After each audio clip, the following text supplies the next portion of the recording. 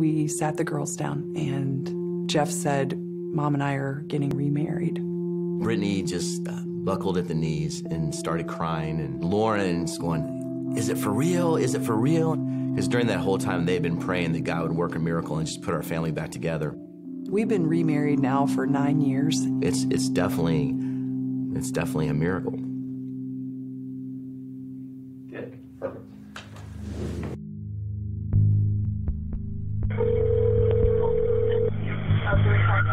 Repeating 911, what's the address? I need a girl walked into an airplane prop. I need an ambulance immediately. Was it moving when it happened, or? Yes, and she's on the ground. She's not moving.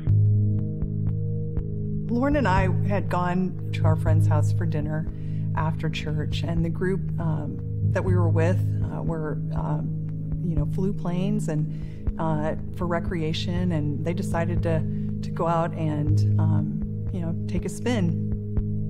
All of a sudden, within a 15-minute time frame, one of the ladies ran into the house, and she just said, Lauren's been hit by the airplane propeller, and I think she lost her left hand. And I was just standing there like, what? What is she talking about? And I didn't even know what to do at first because it wasn't registering with me what was going on. I ran through the hangar, and I could see her laying on the ground face down. Her long hair was so beautiful on her back. She was laying in a pool of blood. And so I didn't know at that point, if she was alive or, what was going on. And so I just got down beside her, and I just whispered in her ear. And I just said, hello, Mom's here.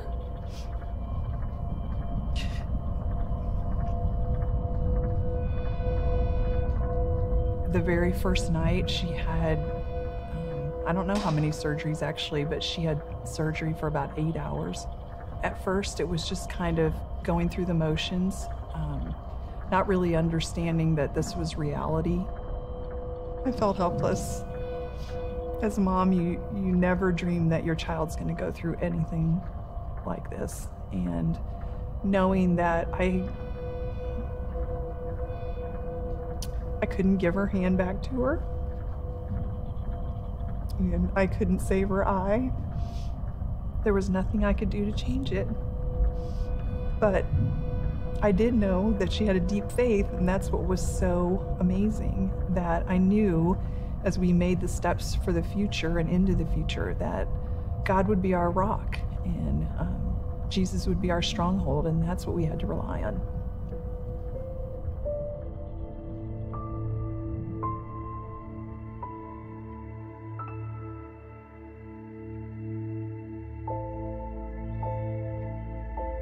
I remember waking up in the hospital and asking why I was there, and I was told I'd lost my hand and lost my eye and all of that, but I wasn't shocked to hear it. And that could be just because I was on a lot of medication, but I think it was because I was told that I had asked that several times, like, I don't know, a lot of times.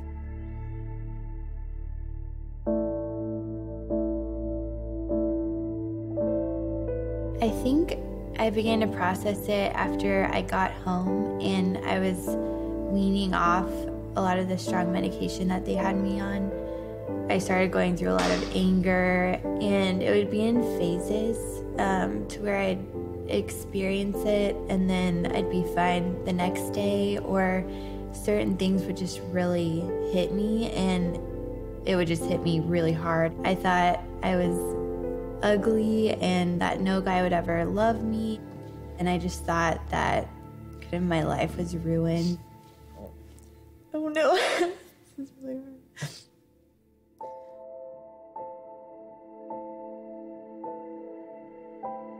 My dad, he would just read me scripture and read through Psalms and just remind me that the Lord has such a sweet purpose in this, and that he wasn't punishing me for anything, but he was just, even pouring his grace out on me.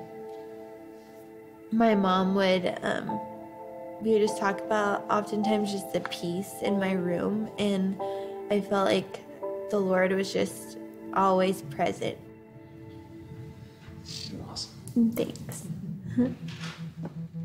The fact that Lauren's life was spared was a miracle based on the injuries that she had. The fact that she was regaining her personality was a big deal because they didn't know for sure if she would be the same person personality-wise. They weren't sure that she was going to form full sentences. I think it's just amazing to watch how the Lord has restored me and healed my body in such a short amount of time and has done miraculous things. Lauren realizes that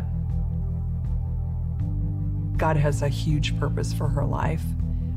For such a young woman to be so mature in her faith is such a blessing for me to see as a mom. I think I'm seeing that this life is way bigger than me, and that I think a lot of things that I held important earlier, even in my career, were quite shallow, and I just want to use what I've been through to talk to young girls and let them know that our appearance is not what defines us. Even just insecurities that we may hold on to don't define us, and that the Lord is just a sweet place to go. I think He has called me to just be open about what I've been through and to be vulnerable, even though it's something that I wouldn't have personally chosen for myself.